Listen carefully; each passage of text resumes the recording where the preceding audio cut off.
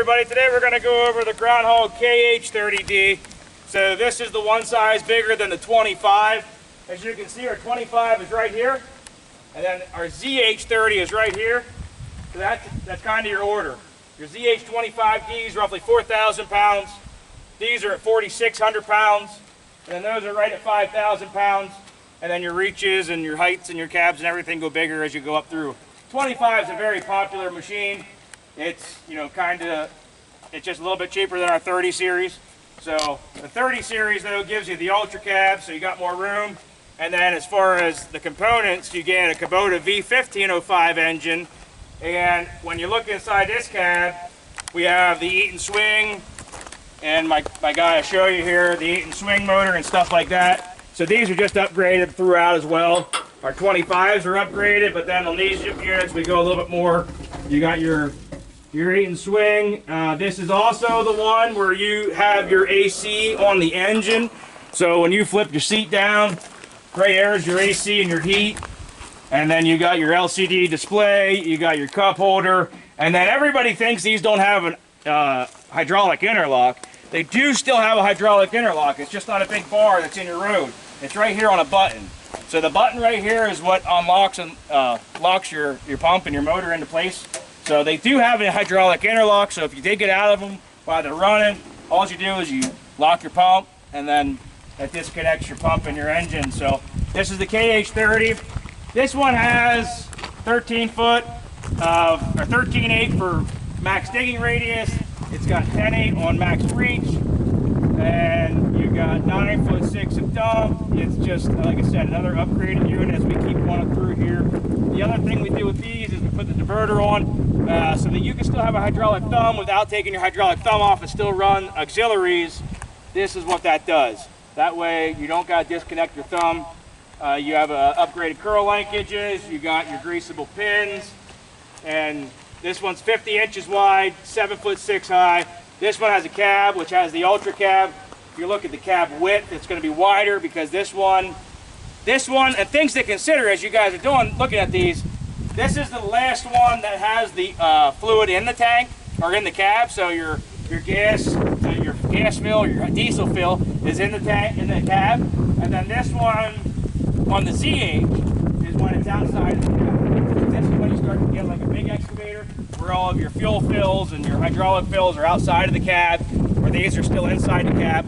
There are two things to consider there is you got your cab is bigger, but you still do have that. It's just everybody kind of has their preferences. That's just something I want to pick out so that everybody knows what they're buying, what they're looking at. Again, we're going to run this and show you guys how it operates, but you guys get the idea by now. Some of you guys, watch 15, 20 of our videos. We do a video for each model. We do comparisons, we do test drives. So this one is going to have the cylinder protection. All the bigger units after a 25 are going to have side swing. And again, this one has a Kubota V1505. I'm going to run this around quick. That way you guys can see it operate. And then if you guys have any questions, we'll give you the phone number here in a minute.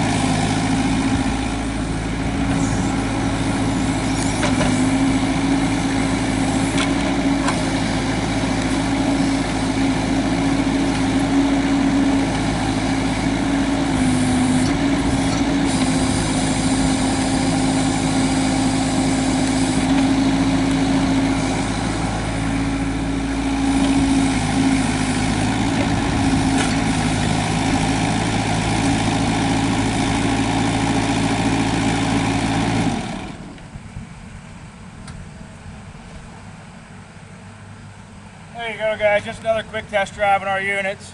Again, on these units, you see the extra plating. If you look at a Bobcat or you look at a Kubota or any model really, where the majority of your welds happen is where your gussets are. So this one has an extra plating on there, and the steel is a gusseted steel, just like your Bobcats. And again, not that we ever claim to be Bobcat or Kubota or anybody else. We simply tell you about the line that we offer, and we take a lot of the headache out of doing them yourselves. If you guys try to do a Chinese excavator, and the reason ours are branded of our own is our units all have different upgrades that you won't know to order. So the small units, the base plates, the blades, oil coolers, and so on, there's stuff that we know that is an upgrade that you guys wouldn't know. So all the upgrades we do standard in our lines, and if you look at some of our plates, they're going to show you even the company that manufactures it. We don't hide anything. The second thing to consider though is when you try to import a machine. So say this machine here costs, let's call it $18,000 on your Alibaba, until you pay a 25% tariff, your 2% processing fee, until you pay $2,500 to ship it, your ISF filing, your surety bond, your IPP, your devanning, depending on what port they send it into. So say you live in Wisconsin and they send your machine into LA, they only pay to get to LA. You're going to be responsible for all the ISFs and the IPPs, the devanning, and then the land freight. If they send it to a different port than what you wanted them to send it to, say you wanted it at Baltimore and they send it to LA, that's your responsibility from LA to Baltimore for land freight. So they're going to charge you twice to move back and forth, and you had no idea about any of that stuff. And then if you get past your LFD, which is your last free day is what it's called, you got $2,000 a day for a full container. I don't know what an individual piece is, but if your devanning warehouse doesn't get in there and doesn't tell you, and you had no idea on the process, I mean, there's just a lot of things to consider. So now, maybe you got an $18,000 off Alibaba. A, you didn't know what upgrades you needed. You didn't know what parts you should have upgraded. You didn't know what it was going to be. You might have a Chinese engine that doesn't pass EPA. So everything that comes in the United States, if it gets pulled by customs, that's another fee. You got to pay for that customs inspection. So there's a lot to consider, where $18,000 might end up costing you $30,000 until you actually get it here. And that's not exaggeration. I mean, a machine like this one here, let's call it $4,500 in China, okay? Again, we have upgraded gussets, we have upgraded blades, we have upgraded channel, we have upgraded base plates, we have the engines that are all a name brand engine. They're not Shangshais, they're not Coupes, they're not CMXs, they're, none of that stuff. Everything that we do is going to have a better pipe system, a better line system. It's going to have upgrades, again, we know what they are, but let's go back to the $4,500. So $4,500 in China. We ordered a machine, we have no idea what we're doing. We ordered it, they bring it into LA. You know what, let's go with best case scenario. Let's go with the East Coast and they bring it into Baltimore. You pay $2,500 to get to Baltimore. All right, now it's in Baltimore.